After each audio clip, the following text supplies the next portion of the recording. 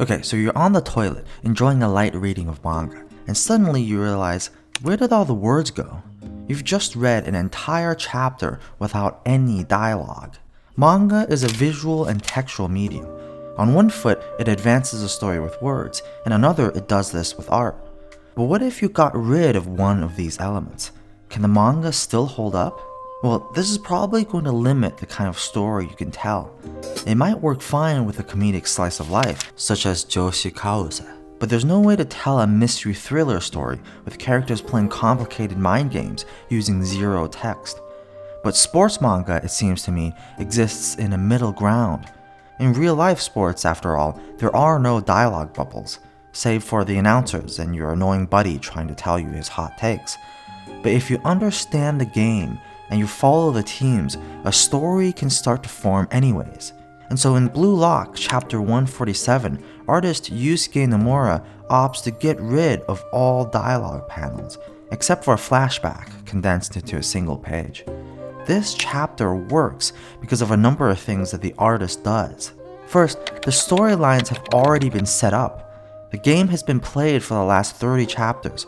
Rin's vendetta against his brother is fleshed out, and this chapter is the grand finale. The fate of Blue Lock, all the characters we've been following, is on the line. It all comes down to the one-on-one between Rin and Sai. We know how much this confrontation matters to Rin because we saw the betrayal that he experienced. So when Sai goes to make this move, which is something that he's done to him twice before, Rin is not going to fall for it again. And all of this is communicated visually. On another story thread, our protagonist, Isagi, has suffered a loss in an earlier game at the hands of luck. In that game, Isagi blocks, but the ball happens to fall in front of Rin, who shoots and scores. But this time, he has learned his lesson, that luck can be leveraged. And when Rin sends the ball flying and lands in front of Isagi this time, the roles have been reversed. This is the kind of long-term storytelling that sports mangas are the best at. Characters learn from the past, and they overcome opponents who bested them before. In a Forbes article, writer Sun Yin-xiang wrote, "Sports is the ultimate serial story. It's not only the singular wins that keep fans engaged and invested. The stories of the teams and players woven through the years keep us invested and connected at our deeper level." In other words, the no dialogue chapter benefits from the kind of long-term storytelling that the subject of sports can offer. This isn't just limited to Blue Lock. For example, it's not hard to see that this chapter is an homage paid to the classic Slam Dunk, in which zero dialogue chapters occur on two separate occasions. In the final chapters of Slam Dunk, for example, Sakuragi passes the ball to Rukawa, and later Rukawa passes it to Sakuragi. This has never happened before in the entire run of the manga. Sakuragi and Rukawa's pride and rivalry meant that they refused to pass the ball to each other, but here they do, and their teamwork is game-changing. There's another payoff moment in this chapter here where you find the only dialogue bubble in 22 pages. We, the readers, remember how Sakuragi trained to learn how to shoot. So when he gets the ball and makes the shot, the catharsis is difficult to resist. So, long-term storytelling is one feature that elevates these zero dialogue chapters. The second thing that must be managed is visual clarity.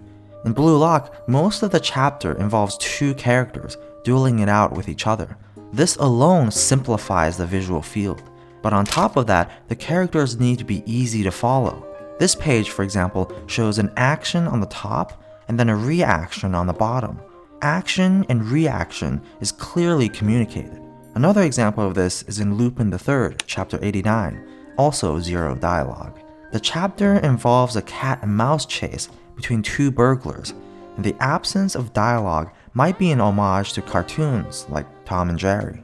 Once again, you see action and reaction separated clearly. Another way Blue Lock establishes clarity is by using consistent directionality.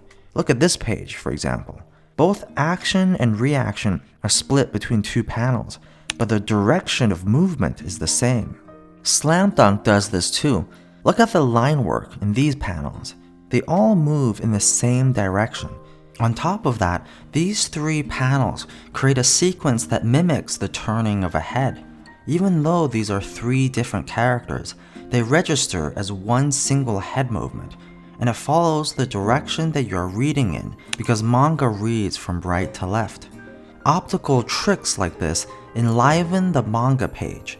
It gives a sense of animation to what is otherwise just a collage of still images. But the advantage that manga has over real animation is that you can make visual allusions or references which are only possible when images exist simultaneously next to each other. For example, on this page is as if all the characters' eyes are trying to copy and predict the motion of the ball. Just as the heads are turning to the left, so is the ball moving in that direction.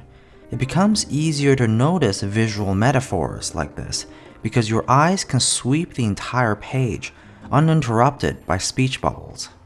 Since there's no dialogue in this chapter, the movement of the reader's eye doesn't need to stop and zoom in on any single spot for too long. Therefore, the experience of reading a page is less fragmented. It's an opportunity for the artist to direct the reader's eyes in a faster, more fluid motion. But this kind of attention to direction isn't limited to individual panels within a page. It can also span several pages. In the Blue Lock chapter, for example, Sae is always trying to dribble the ball from right to left in the picture plane, and Rin is always trying to stop him from the left side. As we're reading the chapter, we begin to learn this visual pattern, and it takes less time for the brain to register a new image. A similar rule, by the way, is practiced in cinema, though, just like in manga, filmmakers can choose to break this rule for certain effects. There's another way in which Slam Dunk achieves visual clarity. In the final stretch of the game, we see that Sakuragi runs to the other side of the court before everyone else. Akagi tries to pass the ball to him, but he can't, so he passes to Rukawa. Throughout the chapter, the artist keeps reminding us that Sakuragi is still there, waiting for an opportunity. This foreshadows Rukawa passing to him later, and we know that he's prepared to take the shot because we saw him standing there, getting ready. So, we've talked about long-term storytelling and visual clarity. There's one more thing that brings these chapters to a satisfying finish: reaction and celebration panels. Lots and lots of celebration, just in case you didn't know how to feel about what just happened. Are the characters happy? Are they shocked? Are they anxious? Simple character reactions can tell a story too, and you don't need words for it. So, long-term storytelling, clarity, and reactions. These are things that any manga chapter can benefit from, regardless of whether there's text in it. But when an artist is bold enough to remove all the dialogue, these elements become even more essential to a good story, and Blue Lock and Slam Dunk are good stories.